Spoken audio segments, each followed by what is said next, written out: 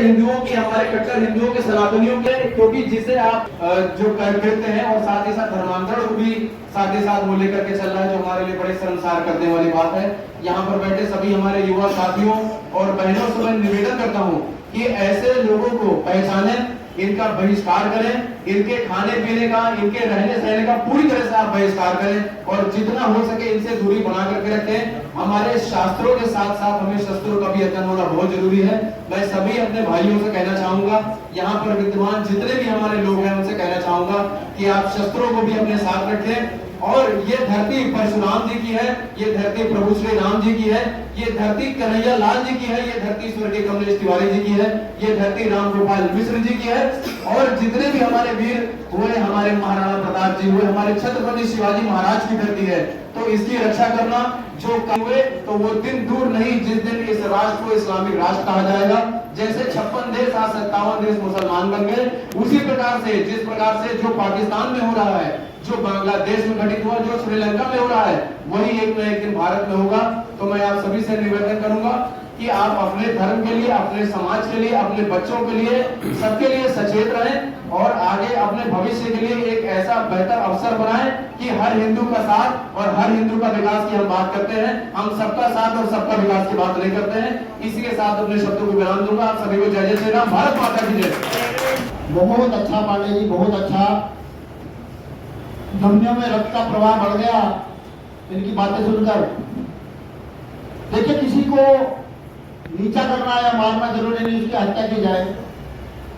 अभी भी सब कुछ हिंदू समाज के हाथ में है, सिर्फ जागरूक होने की बात है। हमारे मित्र हैं, शिक्षक हैं, पढ़े लिखे हैं, जागरूक हैं, मोबाइल पे, व्हाट्सएप पे, फेसबुक पे मुसलमानों के खिलाफ जहर उगलते रहते हैं।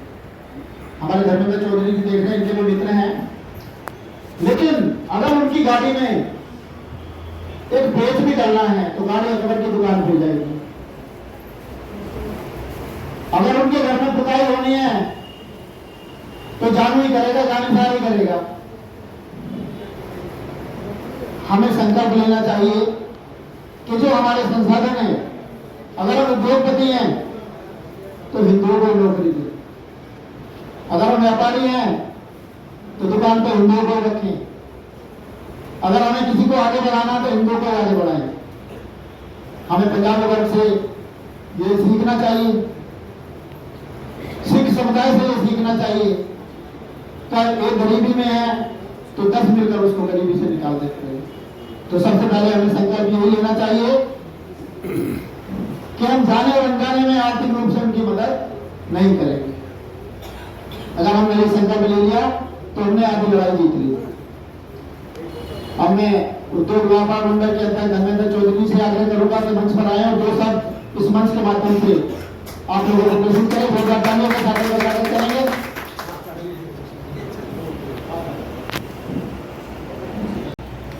और आए हुए हिंदू समाज पार्टी के सारे कार्यकर्तागण और उद्योग व्यापार मंडल मोदी नगर के मेरे सभी साथीगण, सभी को प्रणाम।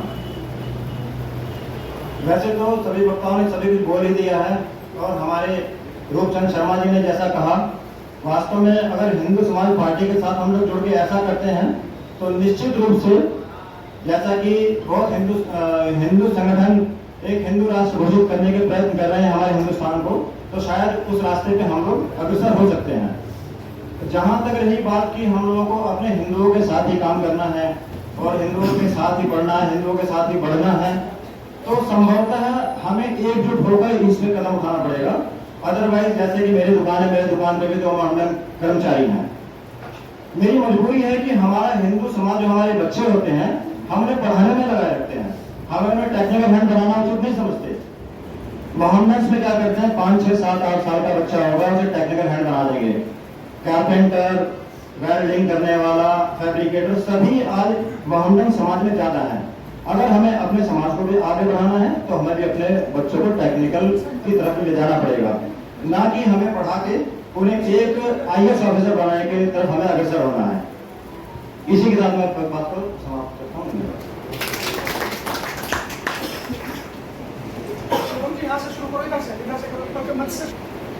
जय हिंद, जय भारत।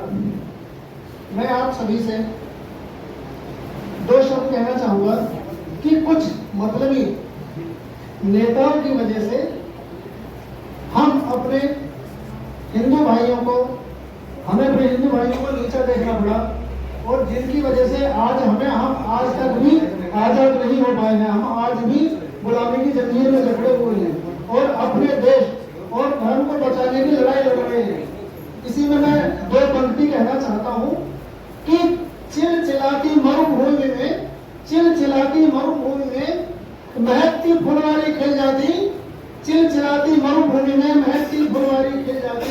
अगर कुछ नेता गद्दार नहीं होते तो हमें 47 में ही आजादी मिल जाती। हमें अपने धर्म को बचाने की लड़ाई के लिए आज भी एकजुट नहीं हो पा रहे हैं। हमें अपने धर्म को बचाने के लिए एकजुट होना पड़ेगा।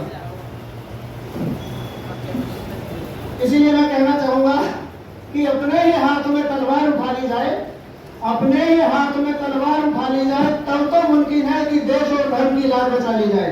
कुछ लुटेरों ने भी पहना है फरिश्तों का लिबास। जैसे कुछ लुटेरे हमारे बीच में मौजूद हैं जो कहते हैं कि हिंदू हिंसक होते हैं, हिंदू आतंकवादी होते हैं। उनके लिए मैं कहना चाहूंगा कि कुछ लुटेरों ने भी पहना है फरिश्तों का लिबास। उनके बारे में गलतफहमी न करी जाए। और इसी कड़ी को आगे बढ़ाते हुए मैं कुछ मतलब परस्त नेताओं के बारे में कहना चाहता हूं। एक लय एक सुर में बोले, मां भवानी के सिंह की भांति गरज कर बोले, और जिनकी रगों में हम अपने पिता का खून, केवल वही भारत माता की जय बोले। भारत माता की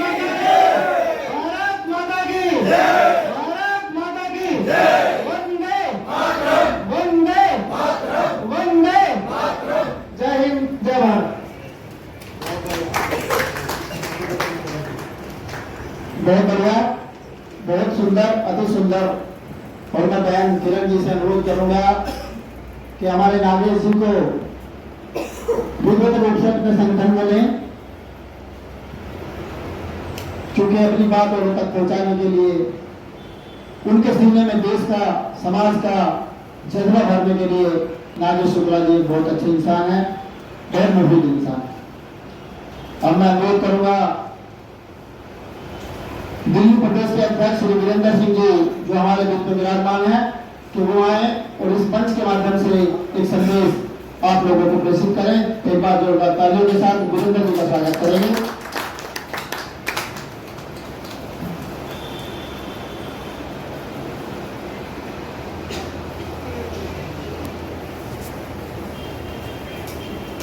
मेरा स्वास्थ्य थोड़ा ठीक नहीं है, त्रुटि हो जाए तो क्षमा चाहूंगा।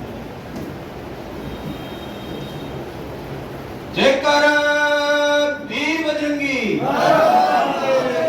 जय श्री राम, जय श्री राम, जय जय श्री राम।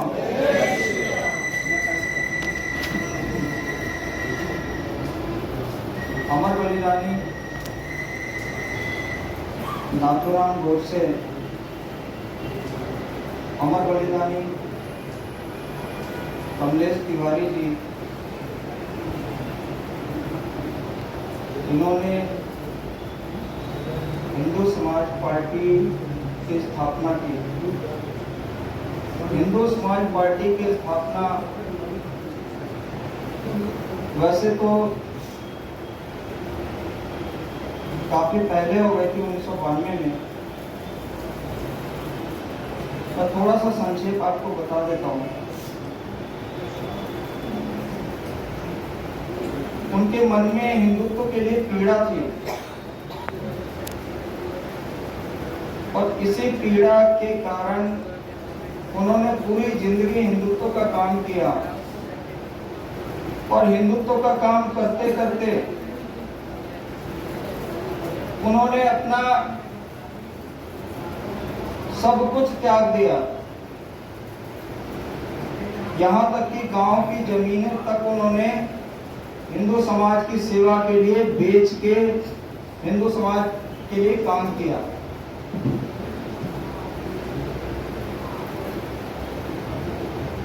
आज हमारे बीच में नहीं है, हम उनको दिल से श्रद्धांजलि देते हैं।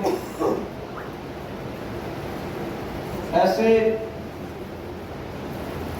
हिंदू हृदय सम्राट जिन्होंने हिंदू समाज पार्टी की स्थापना की,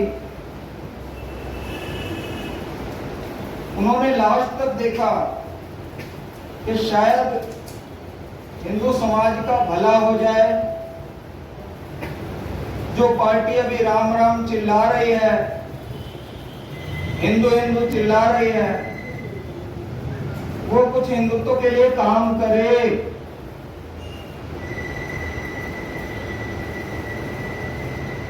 लेकिन उनका सब्र तब डोल गया जब 14 के बाद 15 हुआ, 16 हुआ, 17 हुआ, 18 हुआ, 19 हुआ, 20 हुआ। जब उनको लग गया कि ये जो हिंदू हिंदू की बात करते हैं, ये हिंदुत्व के लिए कुछ नहीं करेंगे। पहले भी गाय कट रही थी, अब भी गाय कट रही है। मैं सवेरे जब दिल्ली से चला, उस समय भी 7,500 गाय कट चुकी थी,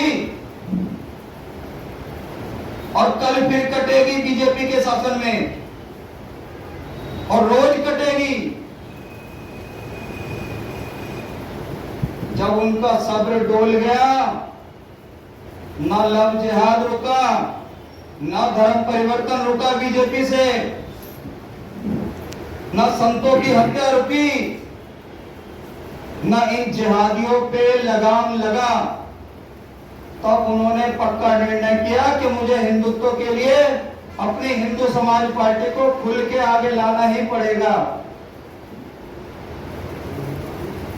और उन्होंने हिंदू समाज पार्टी के लिए खुल के काम करना शुरू कर दिया। एक घटना घटी, एक ऐसा व्यक्ति, गाय खाने वाला आता ताई, जिसने ऐसी संगठन को चैलेंज किया, जो संगठन उस समय में पूरी दुनिया का सबसे बड़ा संगठन था, जिसका नाम था आरएसएस। मैं आज की बात नहीं कर रहा, आज तो परवीन तोगड़िया जी की अंतरराष्ट्रीय हिंदू परिषद सबसे, जब उसको आजम खान ने हिजड़ा बोला उन निकर वालों को, उन आरएसएस वालों को, तो इनसे जवाब दिया नहीं गया। एक भी आरएसएस का व्यक्ति ऐसा नहीं निकला जो उस पर पलटवार करता, उस जिहादी को जवाब देता। उसको जवाब किसने दिया? उसी शेर ने जवाब दिया, उसी अमर बलिदानी कमलेश तिवारी जी ने जवाब दिया। क्या बोला? वही बोला जिसके कारण उनका सर तन से जुदा किया गया इन जिहादियों द्वारा। वैसे तो ये बहाना था, क्योंकि हर एक मुसलमान को कंपलसरी है उनके कुरान के अनुसार, कुरान के अंदर 6326 आयत है, जिनमें 3900 आयतों में हिंदू विरोधी, काफिर विरोधी बातें भरी हुई है। मैं एक पारा का जिक्र करूंगा, कुरान के एक आयत का जिक्र करूंगा। 12-10 आप कुरान खोल के देख लेना, और कुरान नहीं है तो मोबाइल पे डाल के देख लेना। कुछ लोग कहते हैं ना कि सभी धर्म एक जैसे हैं। पहली बात तो धर्म नहीं है, अधर्म है। और उसके अंदर जो लिखा है ध्यान कर लेंगे, 12-10 सूरा 9 आयत नंबर 5। फिर जब हुर्मत के महीने बीत जाएं, यानी कौन से महीने? जिस महीने ये लोग रोजा रखते हैं, और वो रोजा नहीं रखते, वो पूरी तैयारी करते हैं हिंदुओं से लड़ने के लिए। फिर जब हुर्मत के महीने बीत जाए, हिंदुओं को जहां कहीं पाओ कत्ल करो। कुरान का वो साफ लिखा हुआ है। और हर मुसलमान के लिए कंपलसरी है कि हिंदू को मारे। अगर वो हिंदू को नहीं मारता तो वो मुसलमान नहीं है। जब से मुसलमान का जन्म हुआ है 1400 सालों से, तब से आप देख लो उनका इतिहास, वो हिंदुओं को मार रहे हैं, चाहे जैसे मारे। अब इसको रोकेगा कौन? क्या कोई छोटी मोटी संगठन या छोटी मोटी पार्टी इसको रोक सकती है? नहीं रोक सकती। तो कौन रोकेगा? बड़ी पार्टी रोकेगी ना। क्योंकि धार्मिक संगठन अगर रोकने पे उतरे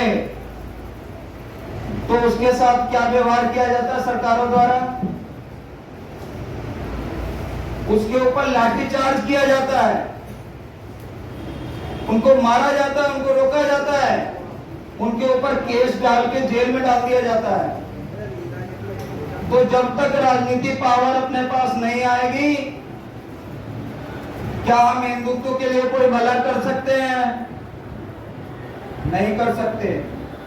इसीलिए अपने पास एक ही रास्ता है कि हम हिंदू राष्ट्र के लिए, हम हिंदू कट्टरवादी हिंदू राजनीति पार्टी को सत्ता में लाए। और इसके लिए क्या करना पड़ेगा?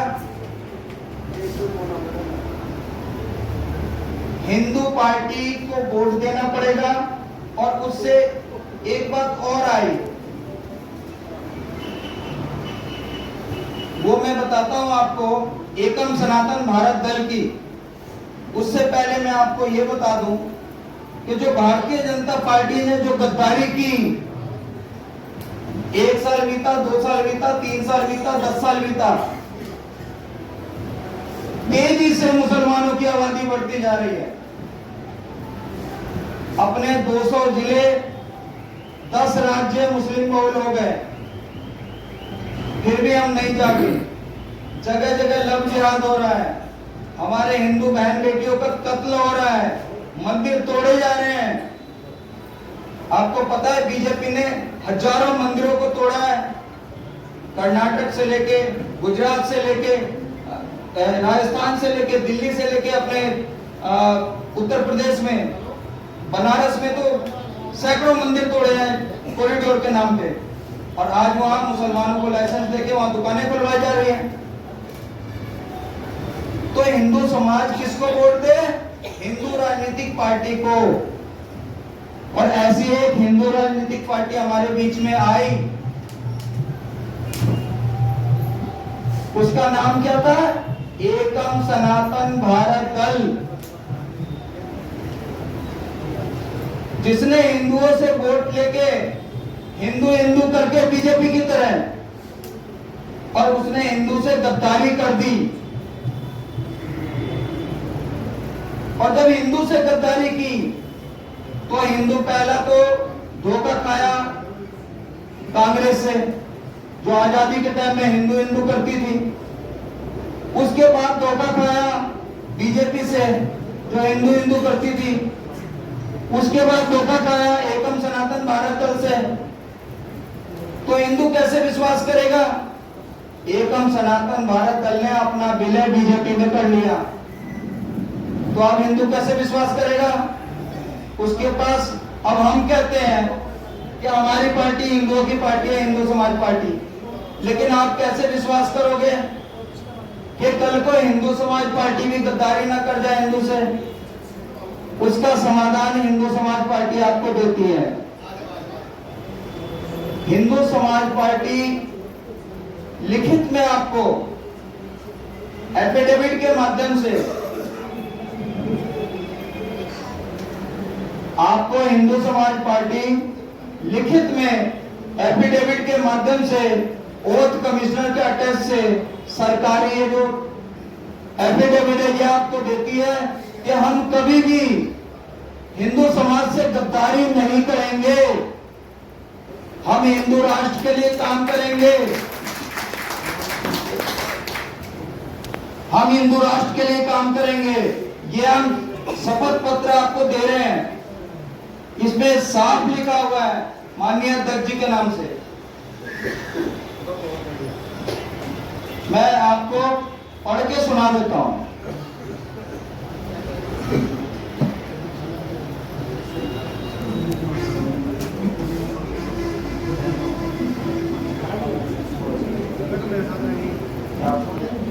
कहना है, थोड़ा समय कम है। मेरा सिर्फ इतना ही कहना है कि अपने पास और कोई रास्ता नहीं है बचने का। एक ही रास्ता है और वो राजनीति रास्ते से जाता है हिंदू राष्ट्र की तरफ। क्योंकि हमारा जो हिंदू समाज पार्टी का जो उद्घोष है वो बिल्कुल साफ है। हमने बहुत सारे कार्यक्रम किए हैं और हम बिल्कुल साफ बोलते हैं, मुसलमान मुक्त भारत। क्या है? एक जय श्री राम। गाली नहीं दी होगी, कभी हिंदू धर्म को गाली नहीं दी होगी आजम खान ने। और ओवैसी है तो सुबह से शाम तक गालियां देता है। तो आप सोचो, दिमाग भगवान ने सबको दिया है, किसी को कम किसी को ज्यादा। आत्ममंथन करने का हर किसी के पास है कि जो राम को गाली दे रहे हैं, जिस राम के नाम पे आज सरकार गद्दी पे विराजमान है, उनका कुछ नहीं बिगड़ता। और जो उनके राजनीतिक प्रतिद्वंदी है उन्हें खत्म कर देते हैं। जब तक ये दोगली राजनीति रहेगी तब तक किसी भी समाज का भला होना बड़ा मुश्किल है। सरकारी अस्पतालों में जो दवाइयां आती हैं, हर बंदे से 25% सरकार खरीदती है। उसी रेट पे जो उनकी लागत होती है उसे कौन खाता है? 90% मुस्लिम वर्ग खाता है उन दवाइयों को। राशन मिलता है, आज सरकार कहती है कि हमने इतनों को राशन दिया। देखो, सोचने वाली बात तो यह है, मैं विरोध नहीं करना चाहता, इस मंच के माध्यम से पीड़ा बताना चाहता हूँ कि क्या हमारे मोदी जी, हमारे योगी जी के फार्म हाउस हैं जिन पे करोड़ों टन गेहूं बनता हो, दाल बनती हो। अरे भाई, हम सभी के बीच की है वो, घूम फिर के आ जाती है। अगर कोई अपनी कमाई में से, अपनी जमीन में से किसी को देता है, उसे बोलते हैं कि मैंने दिया। तो इन चीजों में ना पड़े। अगर हमें हिंदुत्व को बचाना है तो हमें एकजुट तो होना ही पड़ेगा। चुका है हमारे बनारसी जी, तो अगर इस तरह के वक्त आए कि वो शायद शाम तक भी बोल सकते हैं। सचिन जी का स्वागत करेंगे उनका ताली के साथ।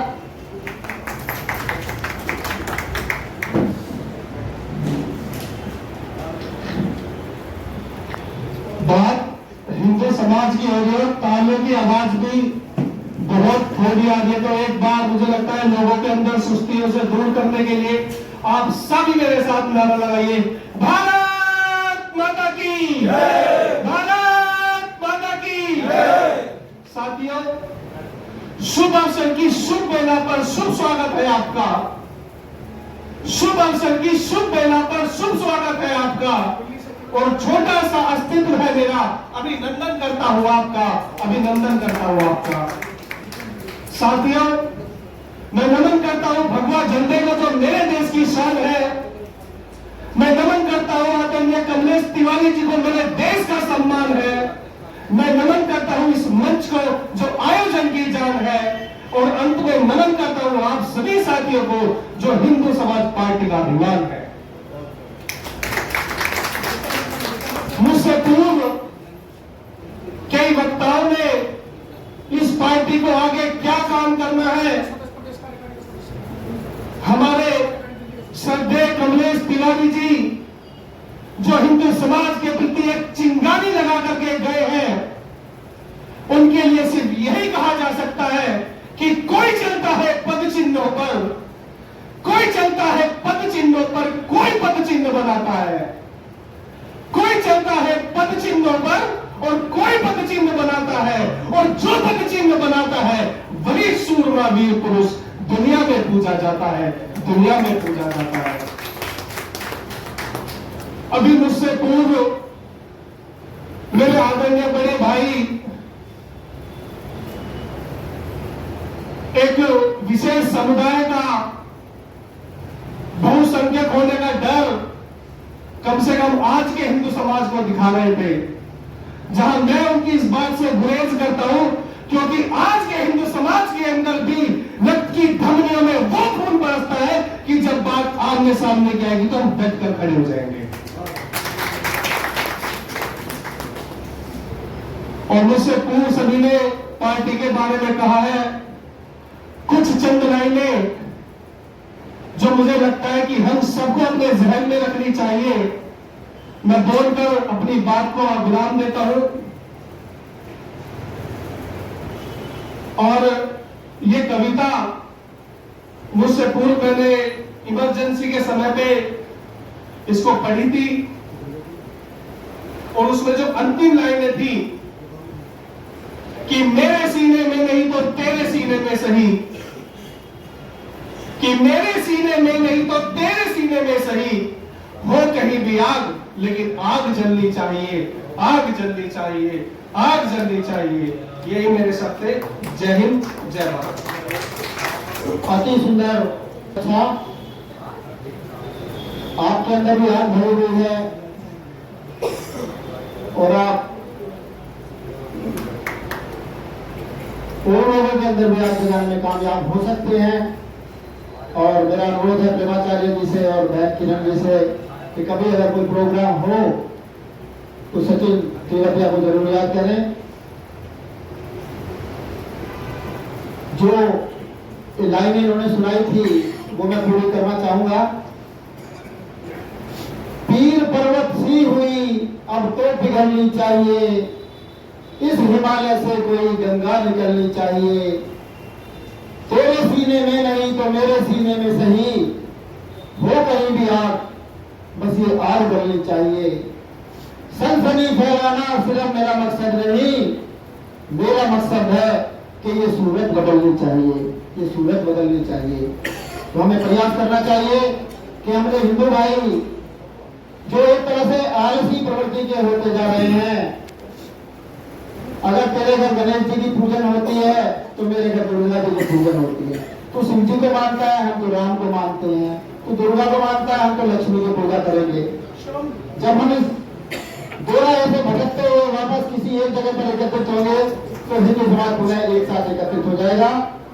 अब मैं आमंत्रित करना चाहता हूँ उत्तर प्रदेश के जो अध्यक्ष हैं विनय तिवारी जी, जो हमारे बीच बैठे हुए हैं और सबसे पहले आए थे, ये भी बता दूं, सबसे पहले आपके पास जोरदार तालियों के साथ स्वागत करें उनका। विनय जी,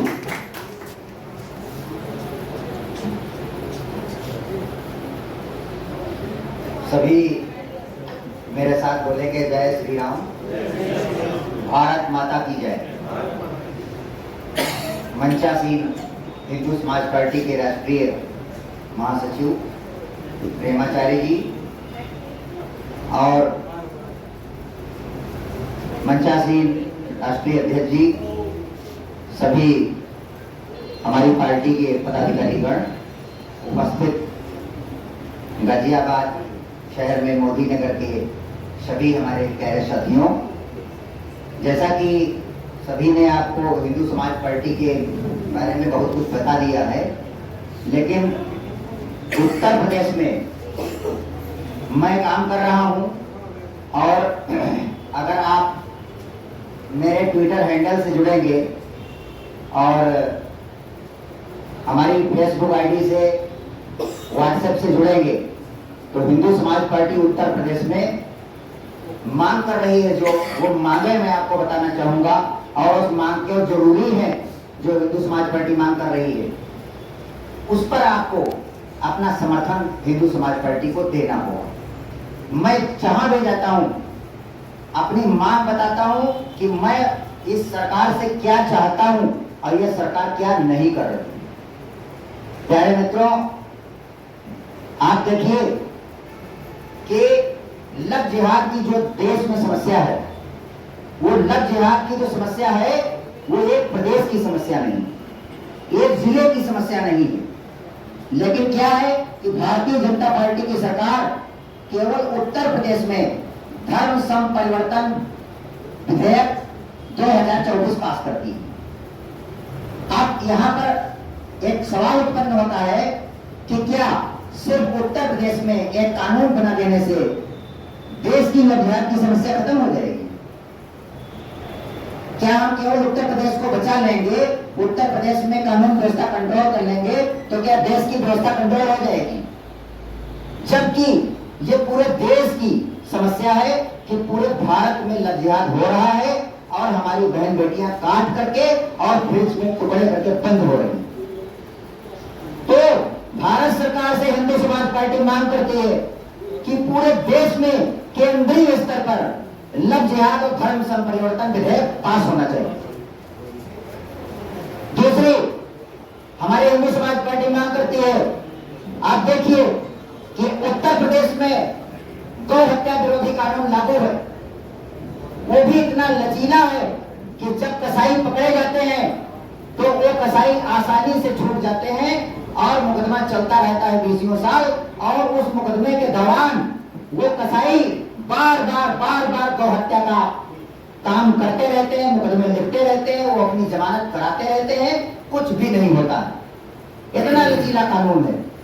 हिंदू समाज पार्टी मांग करते हैं कि केंद्रीय स्तर पर, अगर मोदी जी प्रधानमंत्री हैं और मोदी जी हिंदुत्व का ठेका लेकर बैठे हैं, तो मोदी जी तलाक पर कानून पास कर सकते हैं और तमाम चीजों पर पास कर सकते हैं, तो केंद्रीय स्तर पर आज तक गौ हत्या का विरोधी कानून क्यों नहीं लागू हुआ? उत्तर प्रदेश में गौ हत्या विरोधी कानून लागू है, वो लचीला है, और गोवा में चले जाइए तो वहां पर नहीं लागू। यहाँ हम मां कहते हैं गाय को, और वहां गौ हत्या का समर्थन कर रहे हैं। क्यों? ऐसा क्यों है कि केंद्रीय स्तर पर गौ हत्या विरोधी कानून नहीं लागू हुआ? तीसरी हमारी मांग, आप देखिए कि चर्च में ईसाई अपनी धार्मिक शिक्षा दे सकते हैं, उनके स्कूल में, उनके चर्च में विद्यालय खोल सकता है, मतलब मिशनरी स्कूल खोल सकता है और वो अपनी धार्मिक शिक्षा दे सकते हैं। मुस्लिम अपने मदरसे चला रहे हैं, अपनी धार्मिक शिक्षा दे रहे हैं, लेकिन हिंदुओं के लिए संविधान में जो अनुच्छेद 30A है, जो जवाहरलाल नेहरू लगा के गए थे, वो मोदी जी ने आज तक क्यों नहीं हटाया? जिसके अंतर्गत हिंदू अपने मंदिरों में गुरुकुल नहीं खोल सकता है, अपने धार्मिक शिक्षा को नहीं दे सकता है। क्यों? आखिर आज तक भारतीय जनता पार्टी की सरकार ने ये काम क्यों नहीं किया?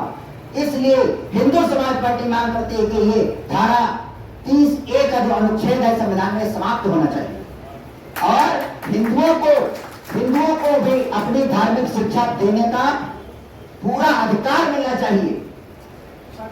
तीसरा, जब 1947 में भारत को बांट करके धार्मिक आधार पर मुसलमानों ने अपना एक देश ले लिया, हमारे मां को काट करके अलग देश ले लिया और वो वहां पर चले जा रहे थे, तो ये क्यों कहा गया कि यहाँ पर जो मुसलमान रहेंगे वो भी हमारे भाई हैं?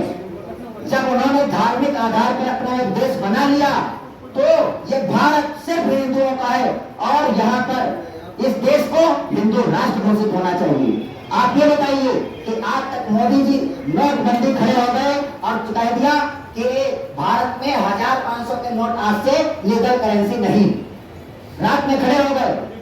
केंद्र सरकार को ये पावर है कि किसी भी विषय पर वो अध्यादेश ला करके 6 महीने के लिए उसको कानून बना सकती है और उस कानून के तहत जो चाहे वो काम कर सकती है। आप सब लोग ये जवाब मांगिए भारतीय जनता पार्टी से कि आज तक मोदी जी के सनक क्यों नहीं आई कि और कैमरे पर खड़े हो गए होते और कैमरे पर खड़े होकर के अध्यादेश पास करके भारत को हिंदू राष्ट्र घोषित करते? क्यों नहीं घोषित किया?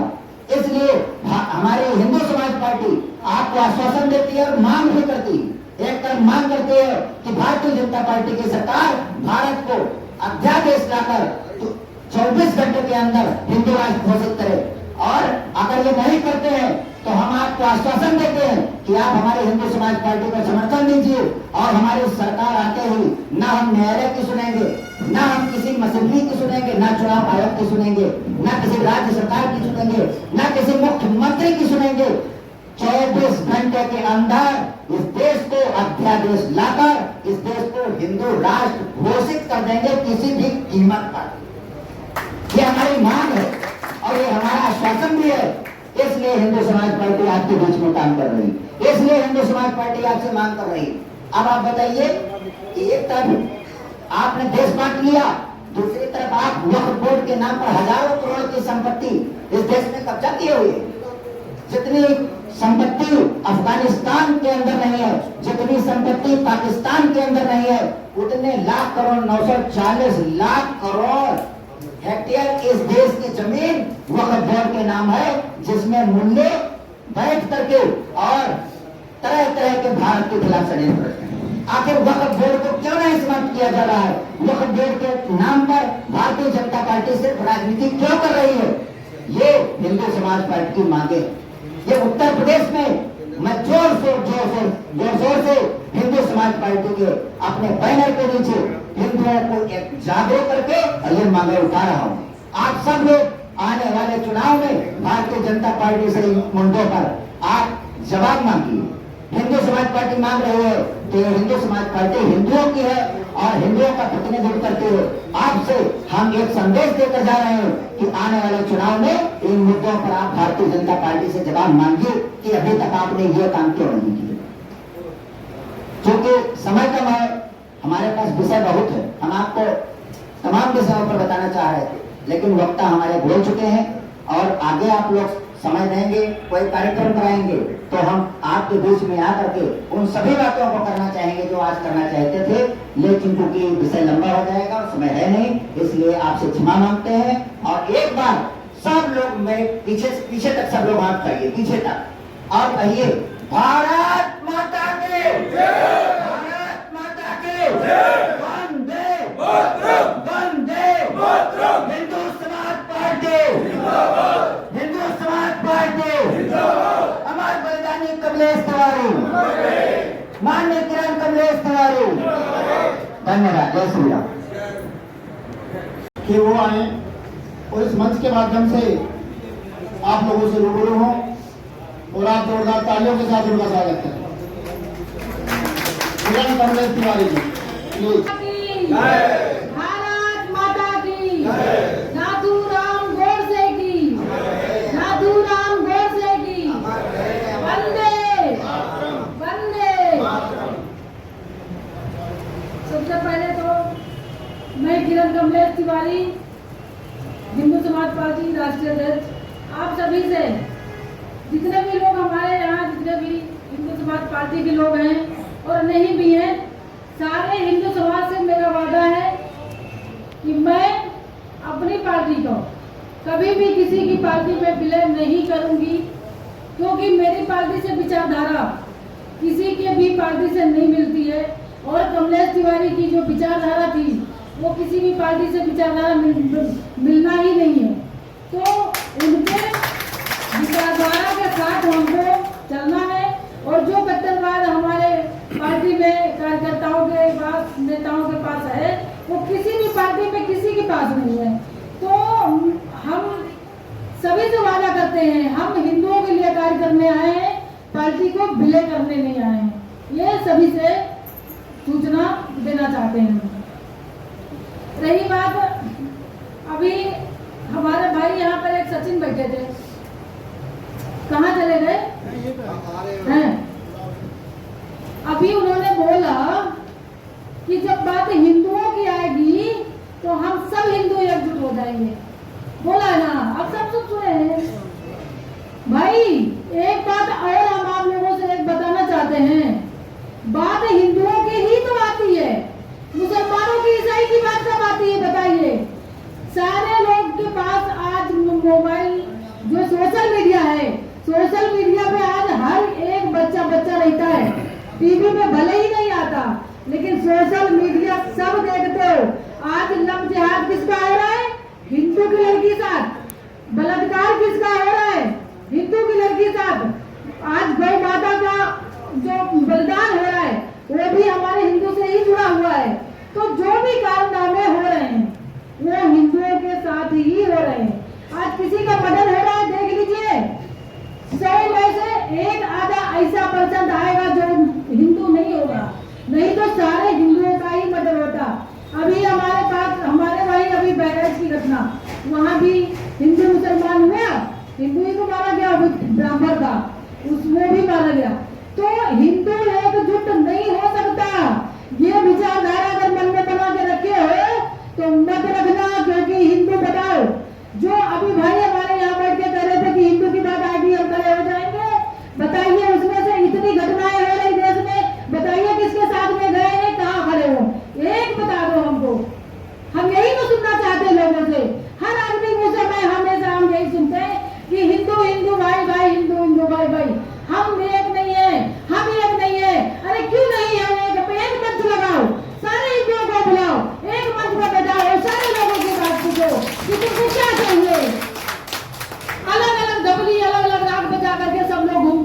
50 हिंदुओं के संगठन, ब्राह्मणों के संगठन क्यों बना करके रखे हो? क्योंकि अपेक्षा तुम लोगों के अंदर, सबके अंदर इतनी होती है, क्योंकि इतनी अपेक्षा रखने के बावजूद कि मैं अपनी पार्टी का या मैं अपने संगठन का खुद राष्ट्रीय अध्यक्ष बनूंगा, ना कि किसी पार्टी के जाकर के महासचिव या उपाध्यक्ष बनूंगा, क्योंकि मेरी निजता हो जाएगी। ये सबके अंदर भावना है, इसलिए हर एक बंदा अपना संगठन बनाए, अपनी पार्टी बनाए और खुद अध्यक्ष बन करके और अपना चला रहा है।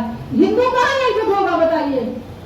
क्योंकि हिंदू के अंदर मानसिकता भी बड़ी गंदी है, इसलिए हिंदू एकजुट नहीं हो सकता। मुसलमान कहता है कि हम मुसलमान हैं, अगर हमारे मोहम्मद पैगंबर पे बात आ जाएगी तो हम सब कलम कर लेंगे। लेकिन हिंदू, शंकर जी हमारे, माता जी हमारी, गणेश जी हमारे, सबको किसी को हाथ काटा जा रहा है, किसी का गला तोड़ा जा रहा है, किसी के ऊपर पैर रखा जा रहा है। कोई भी बंदा उत्तर प्रदेश में अगर ये बोला हो कि मैं जाकर के उसका गर्दन काट करके उसका कलम करके और अपना करके अपने माता रानी के चरणों में चढ़ा दूंगा, बोलिए कोई भी बंदा है चलाया ये चीज बोला हो? कोई नहीं बोल सकता, क्योंकि सब वो तो कट्टर है। सीखना है तो मुसलमानों से सीखो, क्योंकि मोहम्मद पैगंबर पर एक बार बोल कर देखो, कहीं ना कहीं तो तुमको काट के वो फेंक ही देंगे। लेकिन हमारे हम भगवानों का, हमारे सनातन का हमेशा ये लोग अपेक्षा करते रहते, हमेशा ये लोग गलत बोलते रहते, उसके बाद हिंदू जानता है नहीं जानता है। तो हिंदू नहीं जानेगा जो ये लोग बोलते हैं कि हमारे सनातन की बात आएगी तो हम खड़े हो जाएंगे। कत्ताई भाई, कत्ताई नहीं खड़े हो जाओगे। यही बगल की घटना, दिल्ली की घटनाएं रोज होती है। हम आपको बता रहे, हम बैठे लखनऊ में, लेकिन दिल्ली की घटना हम रोज सुनते। बताइए वहां कौन हिंदू पहुंच गया? कौन नहीं, कौन जाता है वहां पे? तो ये मत कहो भैया मेरे में कमी है, हिंदुओं में ही कमी है, अपनी कमी को हटाओ। हम बाबर, ठाकुर, बनिया, गुप्ता कुछ नहीं है, हम हिंदू हैं। हिंदू अगर ये कह करके चलोगे तो शायद भला हो जाए, लेकिन अगर पारसी, चमार और भंगी और ये कर करके ब्राह्मण, ठाकुर ये कहोगे तो कतई कुछ नहीं हो सकता, बटे रहोगे ऐसे ही। और हिंदू समाज पार्टी हमेशा कट्टरता की बात करती है। हम अपना भी खून बहाएंगे, हमारे पति का खून बहा है और हम अपना भी खून बहाएंगे, लेकिन कभी सेकुलर नहीं बनेंगे। तो आप लोगों से हाथ जोड़ करके निवेदन यही है कि आप लोग एक बार सोचो और जागो और देखो, क्योंकि भविष्य, हम लोगों की भविष्य तो चल गई, कट गई, लेकिन आने वाले बच्चों की भविष्य जो है ना, 10 साल में देखिएगा क्या होगा। जो हम लोग बोलते हैं वो होकर ही रहता है। अगर ये भावना पाले हो मन में कि हम बहुत कुछ है और हिंदुओं के साथ घटना होगी तो पहुंचेंगे, कतई कोई नहीं पहुंचता है। एक घटना के बारे में हमको बताओ कि इस घटना में पहुंचे, हम बता दो, हम बता दें, यहीं पे बता दीजिए कोई तो पहुंचा हो वहाँ पे। तो आप लोगों से निवेदन है, मेरे बारी को यही खत्म करती हूँ। बस इसीलिए बोलना चाहती थी क्योंकि भाई ने जो बोला ये चीज मुझे बिल्कुल भी अच्छी नहीं लगी। जो करो वही बोलो, अगर ना करो तो ना बोलो, सीधी बात है। तो आप लोगों से निवेदन है, अगर मेरी बात को बुरा लगे तो मुझे माफ करना। ये है कि उसकी अनदेखी कर दो, उसे गलत शब्द मत बोलो, उसकी अनदेखी कर दो, समझ लो है ही नहीं, तो ध्यान अपने आप में केंद्रित करो, तो सामने वाले की अपने आप बेइज्जती हो जाएगी। यही चीज है, अपने मंच के माध्यम से हम दूसरों का महिमा मंडन क्यों करें, दूसरों के बारे में अपनी एनर्जी क्यों वेस्ट करें। हमारा सबसे पहला लक्ष्य होना चाहिए हमारे अपने संगठन को मजबूत करने का। जब बच्चा होता है तो माँ उसकी बहुत देखभाल करती है, उसकी कमर की मालिश करती है, उसे दूध पिलाती है, हॉर्लिक्स पिलाती है, बोर्नविटा पिलाती है, फल फ्रूट खिलाती है, किस लिए कि बड़ा होकर वो उसके काम आएगा, उसकी रक्षा करेगा। यही हम सब पे लागू होती है कि पहले हम अपने संगठन को पाल पोस कर बड़ा करें, संगठन बढ़ाने पर, संगठन को जोड़ने पर जोर दें और उसके बाद आगे की कार्रवाई करें। बहुत अच्छी बातें हमारे बहन किरण जी ने बताई। अब हमारे भी जितेंद्र जी आए हुए हैं। जितेंद्र जी, मेरा उनसे अनुरोध है कि मंच पर आए, अगर मेरी आवाज सुन रहे हो। सबसे पहली चीज जो हमें अपने अंदर धारण करनी है कि हमें अगर कोई कार्यक्रम करना है और हमें बातें करेंगे बाद में ले लेंगे। जोरदार तालियां एक बार होनी चाहिए सदन में कि सभी लोगों के हाथ सम्मान किया जा रहा है।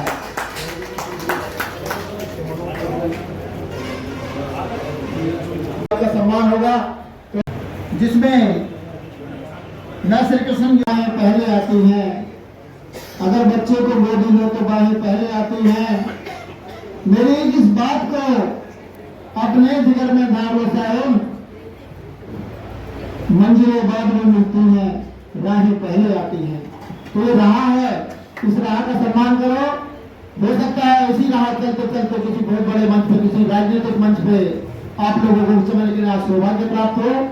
तो इसलिए मेरा आपसे अनुरोध है कि ये मान के चलो कि सम्मान मिल रहा है सामने वाले को, उसको नहीं, ये मुझे मिल रहा है। तो अंतरात्मा से, दिल की आत्मा से अगर आप उसके लिए तालियां बजाएंगे तो उसकी आत्मा से निकला हुआ जो कोच की तरह पार्टी के और इस मंच के माध्यम से उन्होंने अपनी पार्टी को 5,100 रुपया एक अनुदान दिया है। जोरदार तालियां उनके लिए एक बार।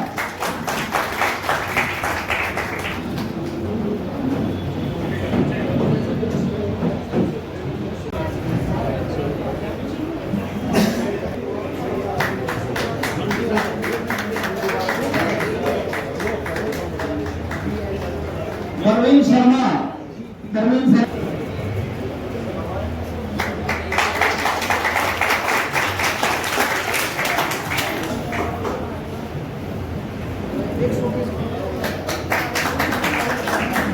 अमित चंद्र मंच पर आए।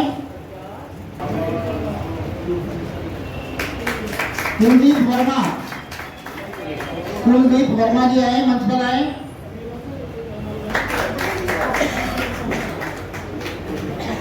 विपिन कोटियाल जी मंच पर आए।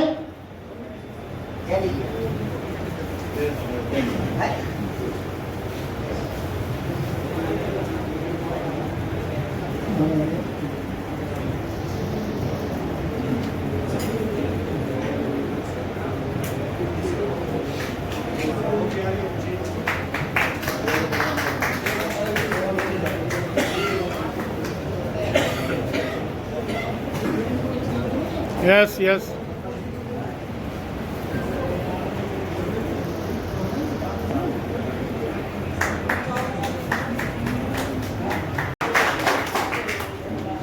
अतुल शर्मा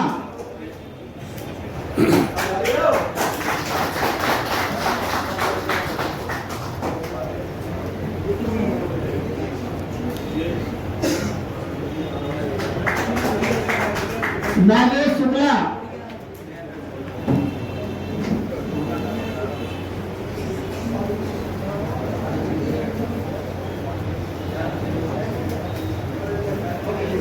जोरदार तालियां बजाएं नागेश जी के लिए। काफी मेहनत की है उन्होंने आज के प्रोग्राम के लिए।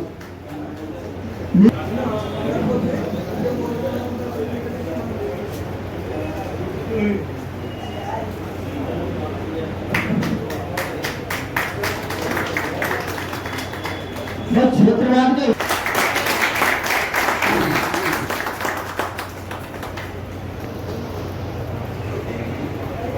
अमित भारद्वाज,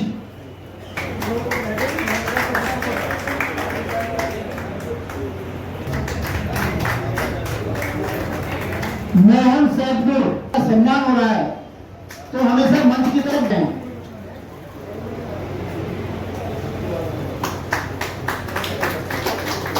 व्यापार मंडल वाले ताली नहीं बजा रहे, जोरदार तालियां।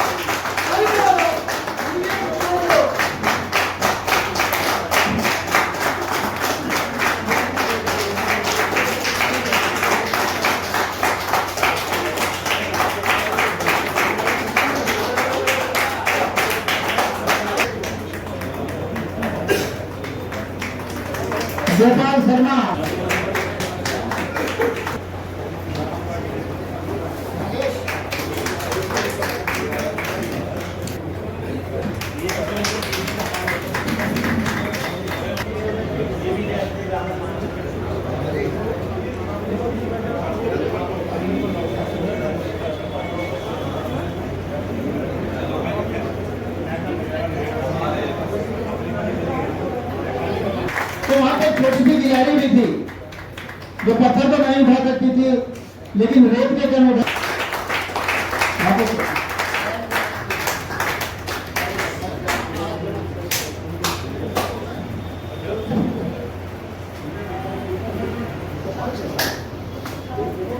मेरा बेटा 40 साल का महतू।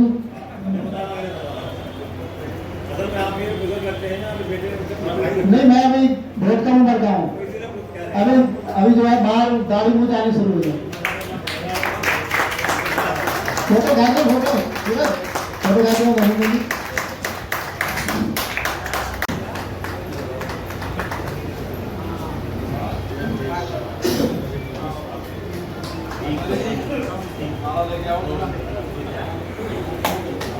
हमारा वाले कपिल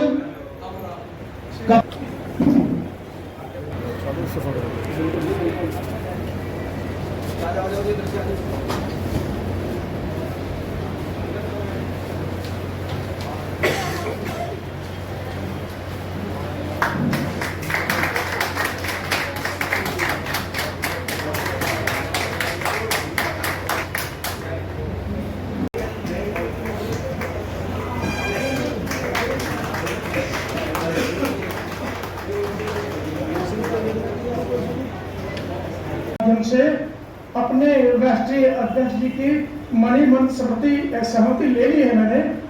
मैं आपको उत्तर प्रदेश का प्रभारी नियुक्त करता हूँ।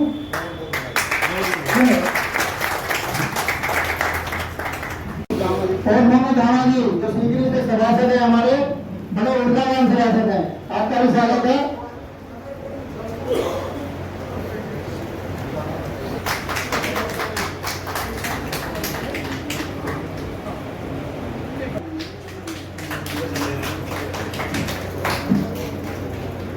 एक बार जोरदार तालियां।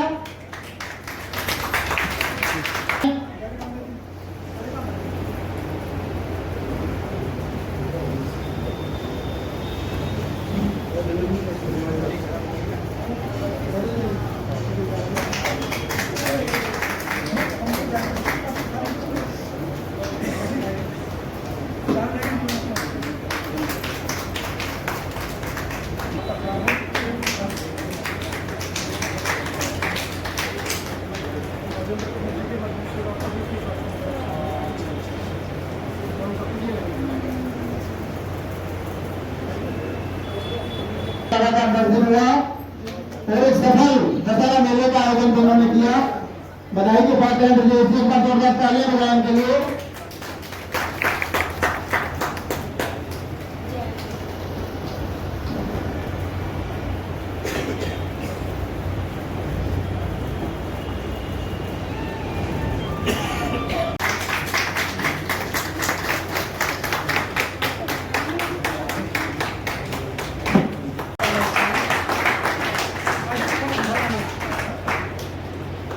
यस मैडम, इधर देखिए।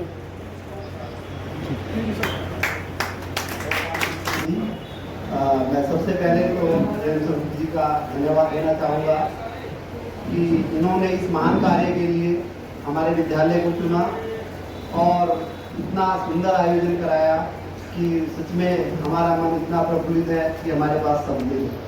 और आज इस कार्यक्रम में जितने अतिथि आए हुए हैं, मैं छाया स्कूल परिवार की तरफ से सभी का अभिनंदन करता हूँ। व्यापार मंडल के अध्यक्ष भाई धर्मेंद्र जी बैठे हैं, छोटे भाई अरुण जी बैठे हैं, हमारे शुक्ला जी हैं, सभी लोग मेरे लिए बहुत ही आदरणीय हैं। टंडन जी हैं, सबके नाम अभी क्योंकि समय काफ़ी हो चुका है कार्यक्रम का, तो अगर मैं पहले आता तो सबका मैं दिल से एक बार सभी का धन्यवाद करता हूँ। और आप सभी के चरण कमल इसी तरीके से इस छाया स्कूल के प्रांगण में आगे भी बढ़ते रहें। मोनू धामा जी जो अध्यक्ष हैं, सभासद जो हमारी एसोसिएशन है मोटिवेटेड जी, हरीश जी मोटरक्राफ्ट से, आप सभी लोग यहाँ आए, इसके लिए मैं तहे दिल से आपका पूरा धन्यवाद करता हूँ। और प्रिंसिपल जी से भी आशा करता हूँ कि आने वाले आगे टाइम में भी इस तरीके के अच्छे आयोजन कराते रहेंगे। हम हर तरीके से आपके साथ हैं। मैं पुनः धन्यवाद करूँगा। Thank you.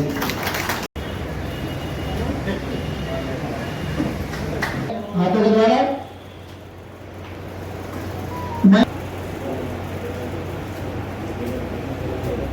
और धर्मेंद्र चौधरी जी मोदीनगर गाजियाबाद। दिवाली के बाद धर्मेंद्र जी के आमंत्रित है सब, प्रदेश प्रभारी प्रदेश प्रभारी। उत्तर प्रदेश बढ़ रहा है। समय तो सदैव है, था और रहेगा, किंतु हमारी आयु नित्य निरंतर क्षीण होती जा रही है। कार्य बहुत है और आयु है नहीं। शब्द ज्यादा नहीं हुआ। इस कार्यक्रम के समापन की घोषणा करने से पूर्व एक बार फिर मैं अपने महिला सदस्यों से जो सदैव निरंतर दिन रात हमारा सहयोग करती हैं, उन मात्र स्वरूप शक्तियों से मैं निवेदन करता हूं कि वो आए और हमारे राष्ट्रीय अध्यक्ष को शॉल ओढ़ा करके उनका एक बार स्वागत करें। तदनंतर मैं आप सभी को शपथ पूर्वक विश्वास दिलाता हूं